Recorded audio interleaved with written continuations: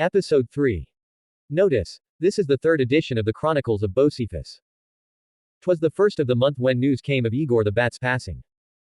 White nose syndrome has swept the fragile creature away with swift and sudden death that once again threw Benoit into a spiral of mourning. Miguel Santos was a man of wit and great intelligence. He had heard of Igor's passing while on a visit to the local Chibcha of central Colombia. There he learned of a great beast they had been hunting known as the Sika howler. The howler was described as being just over 3 feet tall and as dark as night. It has a short snout with wide-set, round nostrils. It was a growler and screamer.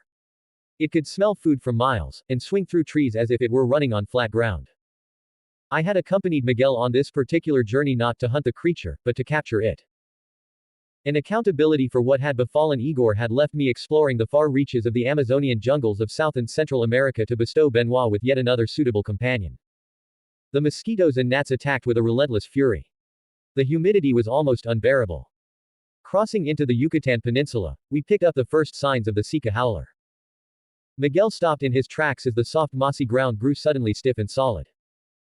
Brushing away the vegetation, Miguel stepped back. Sandstone. Could be old Mayan ruins here, Miguel said while brushing the dirt away from his pants as he stood back up.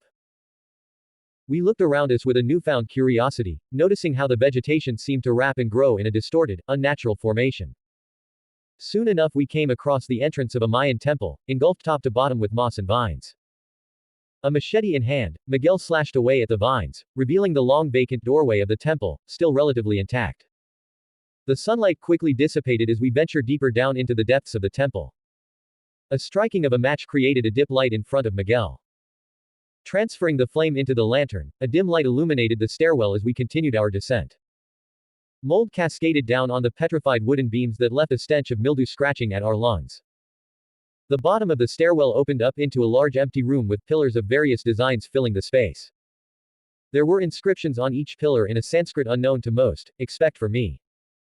I had studied the Mayan Sanskrit upon my initial voyage into the depths of the jungle. Yet the corrosion of the stone left some of the letters illegible.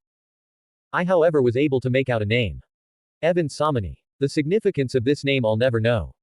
It was carved under the emblem of a jaguar. The Mayans bestow this honor only for an individual of great valor and significance. Busi, Miguel's voice echoed across the room, you should take a look at this. My eyes darted across the room to a sculpture. It was ape-like in appearance, short snout with wide set, round nostrils, and about 3 feet in height.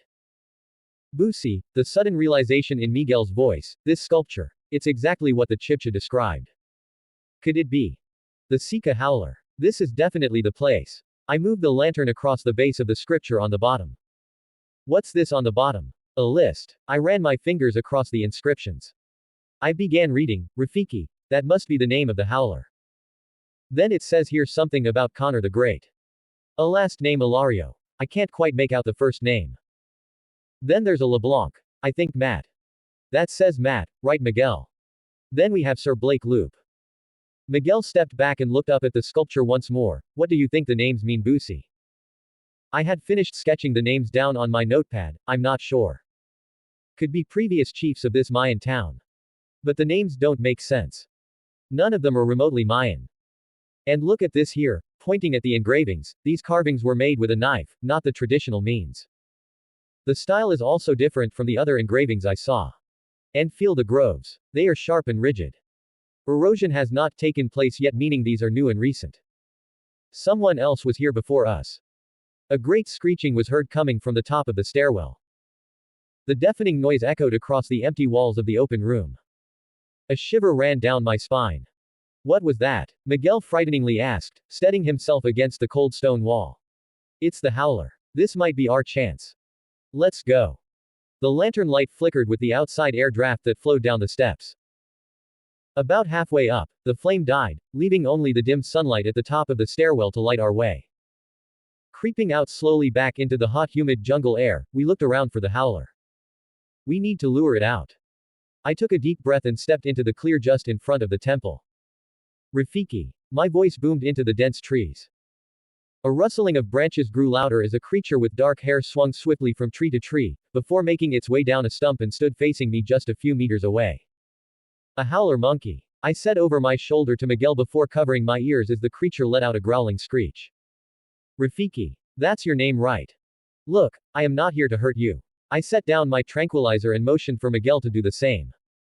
We are here to help you. I saw the temple. You were taken from your home a long time ago. I want to help you get back. I took a step closer to the Rafiki. Rafiki limped back in pain, trying to distance itself from me. Your leg. It's broken. Let me help you. I continued my slow advance towards Rafiki. Using a primitive form of sign language in an attempt to communicate, I signed my words, me. Help. You. Hurt. Leg. Rafiki whimpered and took a step forward then stopped. I approached slowly, gauging the howler's reaction to each step. I took a seat next to Rafiki and examined his leg. Turning to Miguel, we need to take him back to get help. I know a doctor. Not quite a veterinarian, but good enough. Caden Ledette. We must take him back to Benoit's. They can treat him there. Help me put a brace on it for now. Reluctantly, Rafiki accepted the help, growling in pain as I fastened into place a brace consisting of a branch and tied together by vines and twigs. We made the slow trudge towards the riverbank 2 miles away, where we caught a riverboat out to the Gulf. 2 days later we had arrived upon the outskirts of the kingdom of Benoit the Great. Aden Dishman, who was reduced to the status of perimeter duty after his previous antics that led to both the death of Boseefus and Igor, was dozing off at his post. Ahem. Hello. Aden jumped to his feet. Who goes there? It's me, Boosie. Let us in. Aden stood back and looked at Rafiki. What is that thing? Its name is Rafiki, and it is a howler monkey. Its leg is broken. Is Ledette in? What's the password? Aden grinned mischievously. Come on, you know me. Can you let me in? You gotta say the password. Aden repeated, holding back a laugh. Do I really have to say it? Aden was silent. Okay fine. Diddy party. Aden burst out laughing, turning to Bart and Caleb who were also cracking up. After a long and embarrassing moment, the laughter died down. Just wanted to hear you say it. Welcome back. Aden unlocked and pulled open the door. Miguel went to follow me and before Aden stopped him, you stay. Dishman. He's with me. Aden scanned Miguel's face before turning to face me. I know this one. He chose to leave Benoit's. Those who leave voluntarily give up their residency rights.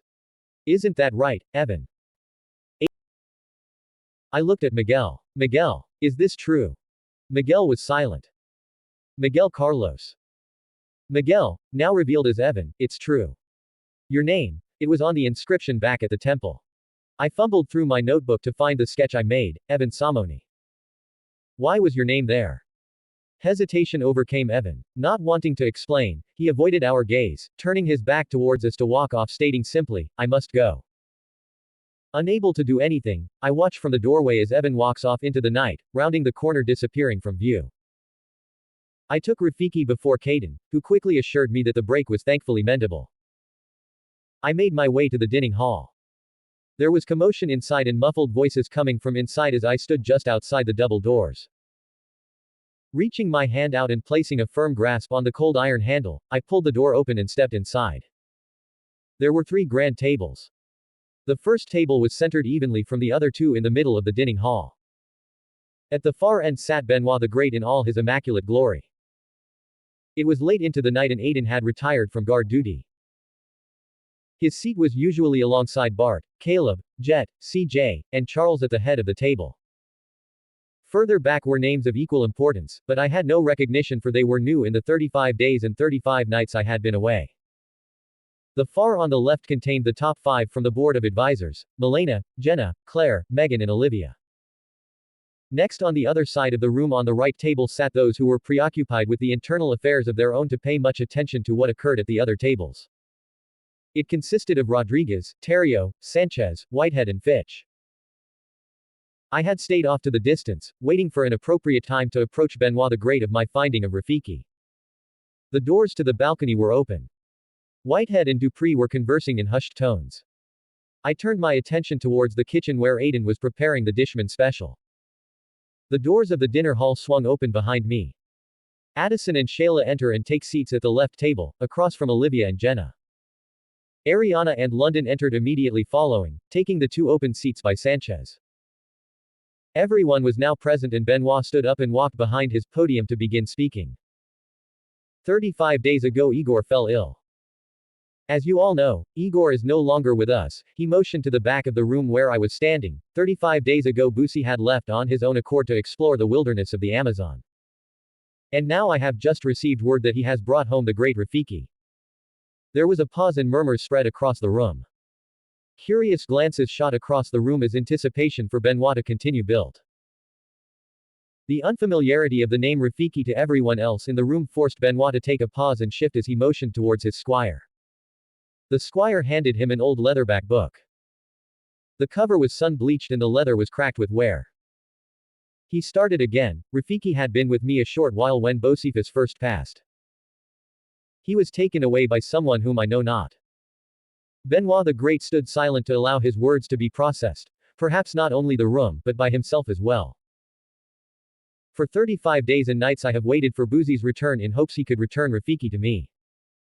And now I am beyond jubilation to be able to present to you Rafiki. At his words the double doors of the dining hall swung open.